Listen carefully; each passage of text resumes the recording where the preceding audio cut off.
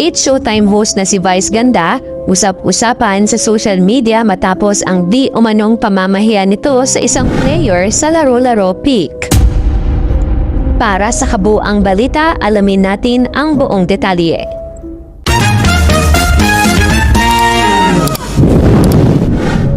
Muling naging sentro ng usap-usapan sa social media ang unkabogable star at It's Showtime host na si Vice Ganda matapos ang isang nakakatuwang tagpo sa segment ng Laro-Laro Pick.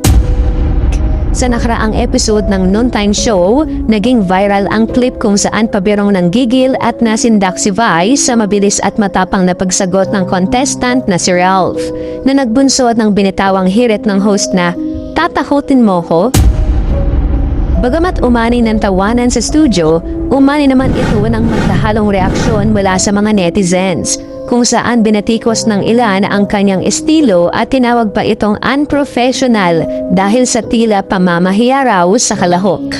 Sa likod ng mga kritisismong ito, ang ganitong paraan ng pag-host ni Vice Ganda ay bahagi ng kanyang comedy bar style hosting scale.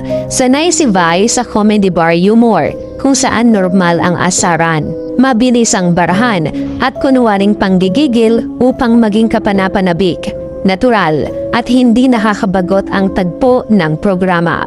Ginagamit niya ang discarding ito bilang comedic foil sa mga contestants na may kakaibang tapang o personalidad. Layong itampok ang karakter ng manlalaro upang maging mas nakakaaliw ang segment para sa mga manonood or madlang people. Sa kabila ng mga negatibong puna ng ilang netizens na hindi pamilyar sa ganitong uri ng komedya, ang katotohanan sa tunay na ugali ni Vice Ganda sa likod ng kamera ay malayo sa unprofessional na paratang. Kilala ang TV host sa pagiging lubhang mapagbigay, maalaga sa kanyang mga staff, at may malambot na puso sa mga contestants. Madalas siyang nag-aabot ng personal na tulong pinansyal at scholarships sa mga nangangailangan ng walang ingay. Ang kanyang on-screen na panggigigil at pamatol na karakter ay purong entertainment lamang at bahagi ng kanyang profesionalismo bilang komedyante upang maghatid ng saya sa bawat tanghali.